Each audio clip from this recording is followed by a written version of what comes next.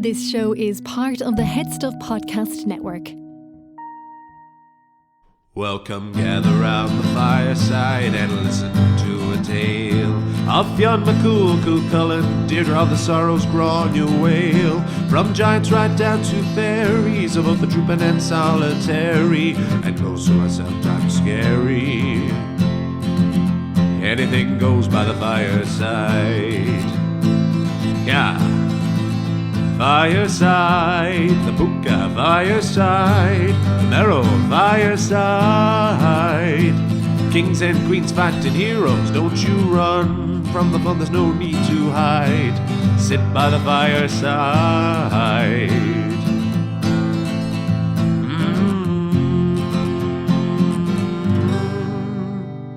Fireside.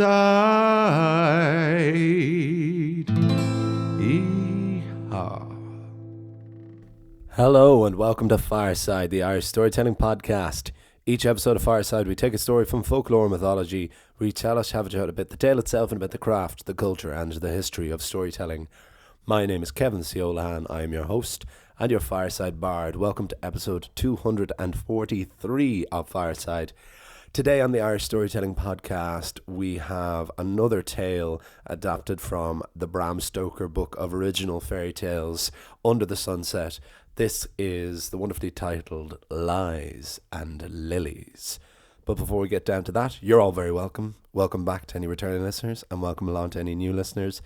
If this is your first episode, why don't you head at least back to the beginning of the Stoker series, beginning with the title tale Under the Sunset, to see the most recent little batch of Fireside episodes. And if you enjoy that, why don't you head right back to the very beginning, to episode 1, nearly 6 years ago now, and see what we've been building up to on the story so far. And if you're a returning listener, as always, thank you so much. To get all the things out of the way, if you the usual ways, you can follow me on Instagram at FiresideBard. Email me at thefiresidebard@gmail.com. You can buy my book, Garden Sea, A Neo-Myth of Home, from the Head Stuff website or instantly via Kindle. We can ship the book all over the world. And you can support me directly at Headstuff Plus at headstuffpodcast.com. Where for as little as €5 a month, although you can pay more if you want. You can gain access to bonus material, not just for Fireside, but for all of the podcasts on the Head Stuff Podcast Network, which continue to grow constantly and continually bowled over by how much the Head Stuff Network has continued to grow. I'm most recently in awe of Garen Noon's podcast, he of Follow Me, I'm Delicious fame, his new podcast, Listen, I'm Delicious. He's just a wonderful person whose near daily presence in my life brings me just a little bit of joy and happiness every time I hear him talk.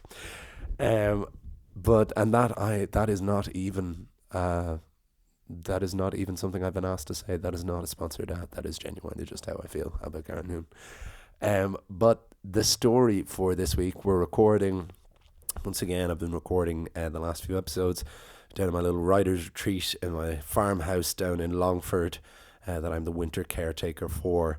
And we've all seen The Shining. We all know how winter caretakers get on. But this is my second winter down here and I have survived and I've not murdered anyone yet. And it has been such a gift. I'm a very solitary figure, usually anyway. I love being around people and I love people, but I'm ultimately quite a private person and just really enjoy having my own space, and especially just having the space and the focus and the time to write. It's been so good as I've finished my most recent book, which has taken me the last 3 years to write. Currently writing an adaptation of a script for a musical, which I'll be able to talk about very soon, which is very, very exciting. The two most recent projects I've been working on, which have in no small part contributed to the massive burnout that I experienced this year, both mentally and physically, which led to the unintentional absence of Fireside. But it will all make sense, hopefully, and all be worth it very, very soon when I tell you about the most recent projects. But with that, we will talk about the story. We'll give you a little bit of background. So this again is an adaptation of Bram Stoker's Under the Sunset. I'm nearly through them now. There's only 2 left out of this after this, and they've just been wonderful. They've been so original and different and I knew when I saw that Stoker biography, Something in the Blood, in Hodges Figgis, big fat phone book of a book about a writer who I knew ultimately very little about, other than that he wrote Dracula and that he had been a theatre manager. But when I started reading it, I just knew that would be the way to overcome the burnout and get me back into Fireside. And it has done that tenfold, and I'm really grateful, bizarrely, to Stoker for that, to have been a man. Very grateful to a man who's been dead since 1912. It's pretty good going, pretty influential. And this story is, I've spoken before about how some of these tales have very much like a Victorian morality to them, and this is definitely one of them. Gets a little bit finger waggy, or certainly the version I read was, but there's something about it that I found very potent. And this doesn't always happen, but when I adapt these stories, I usually love it when something that I really care about comes through. When there's just something about the story, like last week with How Seven Went Mad, the potency was in my own dyscalculia and fear of and menace towards anything to do with numbers, and the idea of handwriting and bad handwriting really resonated with me and was something I could bring of myself to it.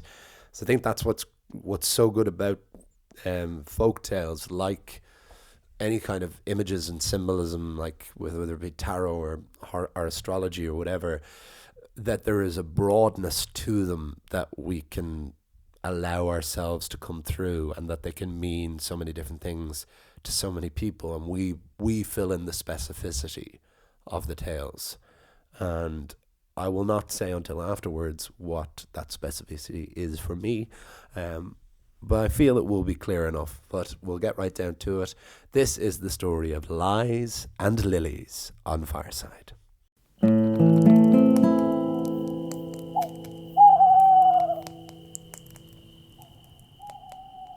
Lies and Lilies.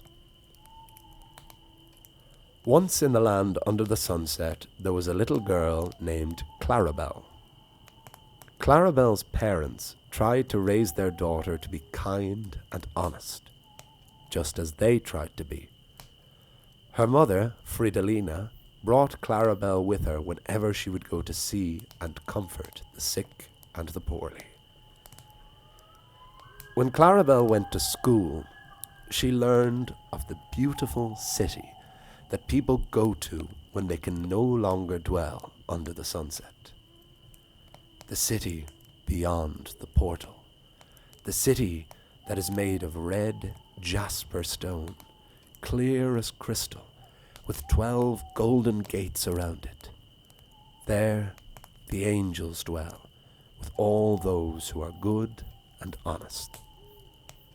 But, said the teacher, her voice changing as she said this, sadly, not everyone can live in the beautiful city.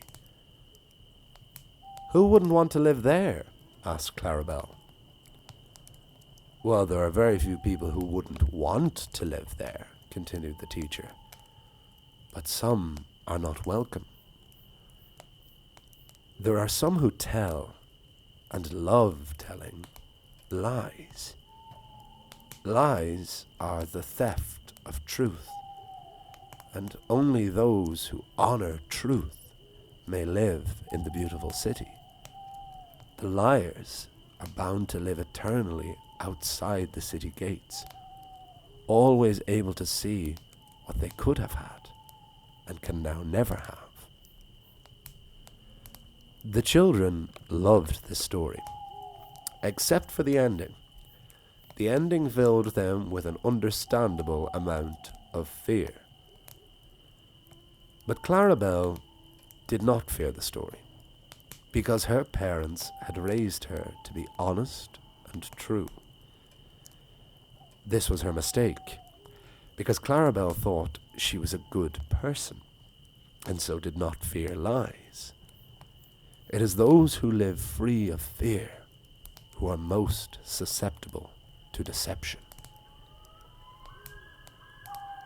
One day, Clarabelle was working on a sum at her desk.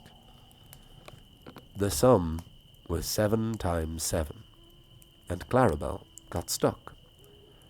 Rather than work her way up the multiplications as she usually would, Clarabelle gave up and began to look out the window. As she was daydreaming, Clarabelle saw flowers. One she particularly was drawn to was the white petal and green blossom of the lily. Inspired, the girl began to sketch the flower on the slate where she was meant to be doing her schoolwork. This was when Skooroo saw his opportunity. Skooroo was one of the chief foot soldiers of the King of Death, and he thrived on leading people astray from the path of honesty and denying them their rightful place in the beautiful city. Skooroo knew that Clarabelle felt no fear, and so he prepared his attack. Usually, Clarabelle would have struggled to draw a flower, but Skooroo filled her with confidence and artistic skill to ensure she was distracted with her task until the lesson was over. When the teacher asked the children to bring up their schoolwork, Clarabelle had not completed any of it, but she had finished a beautiful drawing.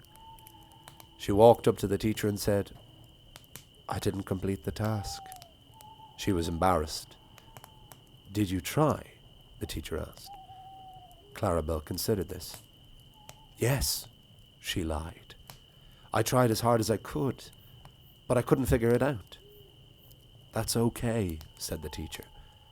"Let me show you how it's done." It was Clarabelle's first conscious lie, and she couldn't believe that she had gotten away with it. As the teacher explained the sum, which Clarabelle well could have figured out on her own, she realized the teacher would never need to know the truth. It was only a little lie, she told herself. It didn't hurt anyone's feelings or do any harm. There's no way that would be enough to deny me entry to the beautiful city. Skooroo had planted the seed in Clarabelle's mind.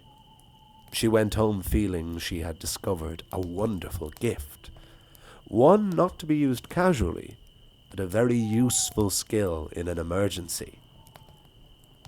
But lies only grow and fester. They need constant vigilance. You must always remember who knows the lie and who knows the truth. That night, Clarabelle went to sleep and dreamt of the beautiful city. She saw it exactly as her teacher had described, with its red jasper stone, clear as crystal, and its 12 golden gates. But then the child angel appeared to Clarabelle. The child angel was the guardian of the land under the sunset, and watched over all of its inhabitants. The child angel could see that Skooroo was attempting to corrupt Clarabelle and came to warn her. "Clarabelle, why do you love lies?" "I don't love lies," said the girl. "I just told one." "You told one, and then had the opportunity to tell the truth. If a lie is told, and then the truth follows swiftly, then the lie has no power anymore. Your teacher would have understood, and your conscience would be clear. But now you must live with it, and the longer you hold it, the more power it grows. You have grown with good and honest parents, Clarabelle, and this has made you think that you are a good person. But your parents are good because they know they are not good people. They know they are as vulnerable to deception as anyone else, and so they constantly try to be good. But it is those who know they are good people who are most at risk, because they do not think anything they do can be bad. Because the truth is, there are no good people, and there are no bad people. There are only good and bad deeds. And the difference is all in action. Some people do bad accidentally and repent and make up for it, while others do good accidentally and spend their lives patting themselves on the back. There are equally few people who do only good as those who do only bad. I do not mean to frighten you, child, merely to warn you of the temptations of Skuru, who follows the king of death. He would have your lies grow like a spider's web and deny your rightful place in the beautiful city. You drew a lily today, child, but lilies are only for the pure of heart. Lilies only grow in the beautiful city. Skuru had been watching this entire time. He felt immensely put out. He tried to convince Clarabelle that it was only a little lie, and that this was all a dream, and that she'd got away with it. But the child angel had convinced Clarabelle. She woke early the next morning and went into the classroom to confess her lie. Clarabelle trembled as she told the teacher. You should not have lied, Clarabelle, but you were very brave to tell the truth, especially when I did believe you. All the rest of her life, Clarabelle loved lilies, as they always reminded her of her lie and of her telling of the truth. I won't say Clarabelle never lied again. Sometimes we all do. But she never forgot the lilies. She knew that she was not inherently good, but she would always try to do good. The end.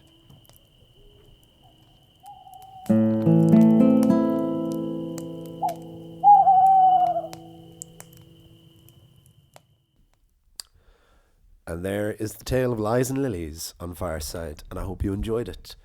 So yes, you will see quite immediately what I mean by this is a very moral tale and very finger-waggy and quite interesting because of it. There's a very obviously strong Christian overtone, quite severe Christian overtone. All the time I was doing this, I just had flashing in my head constantly, she's a child, she's a little girl, leave her alone. But I suppose you have to take the context that was written in, and that this is one of the only stories, I suppose, with How Seven Get Mad. We've got two stories set in a classroom now, back to back, and both of these are quite clearly where you see this story being aimed at children, even though aiming a story at Victorian children is like aiming a story at like modern people in their 30s, because you didn't really get a childhood when you were in the Victorian era. But what I did find very potent and very interesting, and what really resonated with me is, of course, just to explore the concept of lying as this cardinal sin, as this thing that's going to deny you the beautiful city. We don't have quite heaven and hell. We have the beautiful city beyond the portal under the sunset, but it is where the angels live, and you don't go to hell. Instead, you have to eternally watch outside. It's the party that you're not invited to, but you can see in the window. But we have lies as this cardinal thing, and it reminded me of a lot of things. First and foremost, is, in case it wasn't very clear, I hate lies. I know probably nobody likes them. They've never been, just to get out, I was like, not saying like, oh, I'm such a good person. I was like, I'm not. I can't really tell them anyway. I'm not a very believable liar at all. I have, of course, like obfuscated and sometimes like withheld things, but I don't openly lie and just hate being lied to. I've had the pleasure of having some quite close friends over the years who genuinely have pathological conditions with it, and it's always been very interesting to me because, like, a lot of the time they'd be very unnecessary lies, and it ended up being this. What ended up getting to my kind of hot take of it is this thing I kind of say a lot is the idea of there being no good people and no bad people. To kind of unpack that a little bit more, I've just found there's very little more dangerous than someone saying the words "I'm a good person" or "I'm not a bad person." I feel you only hear someone say that when they've done something really fucking bad, and it kind of can justify and quantify that. If you make a mistake, if you like end up hurting someone, whether it be a friendship or a relationship or anything, and you usually say, I'm not a bad person, or like I am a good person. Usually it's I'm not a bad person, and I've never found that kind of language helpful, because I don't think there is a fundamental good and bad like there is in fairy tales. In Bruno Bettelheim's The Uses of Enchantment, he talks about like using fairy tales in psychological studies. He was actually a pretty bad dude himself, or rather a dude who did bad things, to use my own analogy, because he ended up being quite not nice to these children. But basically his thing, this is why he's been since discredited, but the book is there's still interesting things to take from the book, was that like when you tell a child folk tales, they actually know that there is no good and evil. There aren't like witches and these heroes, but it is very useful in development, of learning right and wrong, and in a casual and enjoyable and entertaining way. And it is a good way to build a sense of eternal morality, because like morality in a religious sense I don't inherently agree with, because I don't think morality should rest solely on a religious belief. It should be something just in you. Just you should have your own principles of things you are and aren't willing to stand for, and things you are and aren't willing to fight for. And they can be quite difficult. If anyone knows how to figure that one out, please do let me know, because that's something I try to figure out all the time. But so in a lot of folklore, you have good and bad people, certainly in the West. But then it's why the movies of Studio Ghibli are so astonishing, because in the East, in Japan, in Studio Ghibli movies, there are very rarely outright villains and heroes. The villains are always really complex, and when we're so used to Western movies, when we're so used to like Western animated movies or Disney movies, and we are used to wonderfully dark and camp and malevolent cartoon villains, and they're so delicious to watch and they're so enjoyable. You know, I love Scar and Maleficent and Jafar, and I love all of these characters, but they don't really have very many parallels in the real world. I've met a couple, but not too many. But in Studio Ghibli, if you take someone like Yubaba in Spirited Away, as an example, who is one of the more abject villains, there's still a great pathos and sympathy for Yubaba, in that she loves her child so much, and she is devious, but she is fair ultimately. And there is never usually a need for like Studio Ghibli villains to like suffer this painful consequences or anything. There's just ultimately there's a lot more complexity to them, like there is in real life, and duality remains something that a lot of people struggle with. It's struggle to accept two things at the same time. Can someone do a bad thing and have any good in them at all left? Can both things be true? Do they cancel each other out? Do they make up for each other? This is something that's really, really hard to wrap your head around when it becomes real to you, which we're obviously seeing a huge amount of in the world at the moment. And that's obviously too big a thing for me to delve into in this podcast, in the time we have in this podcast. But if I ever meet you on the pub, we will chat more about this. And so, yeah, like, even though there was something I initially didn't like about this story, I don't like when stories preach, I did like the idea of exploring this concept of goodness and honesty and truth and lies. As it made me realize about how many things came up. A big thing, the lies being the theft of truth, reminded me. God, I haven't thought about it since I read it first. Of The Kite Runner by Khaled Hosseini, and Baba, the lead character's father in that book. He talks about lies being the worst thing in the world, and he has this big speech about how when you lie you steal truth, or it's like theft. That's it. Theft is the worst thing, because when you lie you steal truth. When you kill you steal life. Obviously when you steal property, but like how everything bad is a kind of theft, and that just really cemented something in my brain. It goes right back to Mark Twain's old adage that someone who tells the truth all the time doesn't have to remember what he said. And then even to the comedian Louis C.K. Talking about his daughters learning how to lie.